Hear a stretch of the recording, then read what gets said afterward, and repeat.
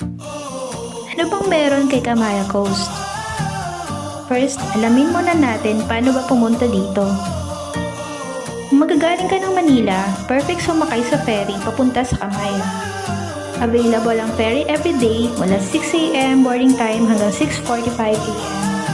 Bawal malate kundi maiiwan ka ng ferry. Ready mo ang ID mo at QR code para makapasok sa ferry. From our safety, may baggage inspection tayo from Coast Guard. Then present your QR code for boarding. Very cozy and clean ang ferry natin kaya don't worry for the safe trip. Ang travel time natin ay 1 hour and 45 minutes. Takbong turista lang tayo for safety. Madadaanan natin ang magandang view along the way, tulad ng Corregidor Island. Enjoy lang sa ferry trip natin while watching the great view of West Philippine Sea. And after 1 hour and 45 minutes travel, nandito na tayo sa Camaya Coast.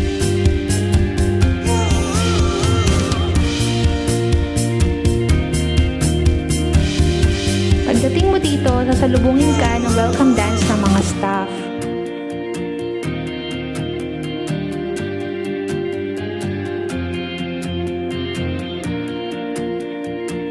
Lakas Makaboracay feels with their dance parade and live bands.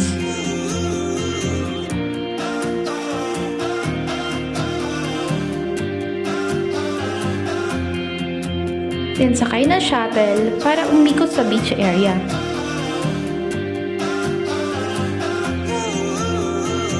Enjoy mo dito yung live band tsaka sandbar. May mga restaurants na din para sa masarap na food.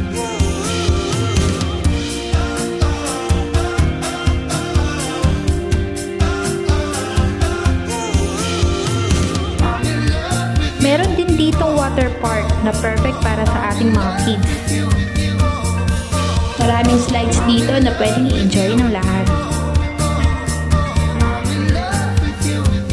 Kaya kung gusto mo magkaroon ng sariling bahay, dito na may free beach access at may water park at magandang view, sumama ka na sa pag-ikot para sa property tour.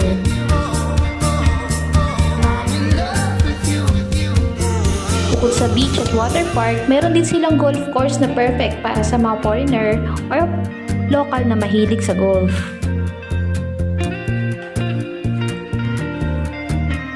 At kapag may property ka na dito, ganito ang view mo: mountain view, ocean view, and golf course view. Kaya reserve na!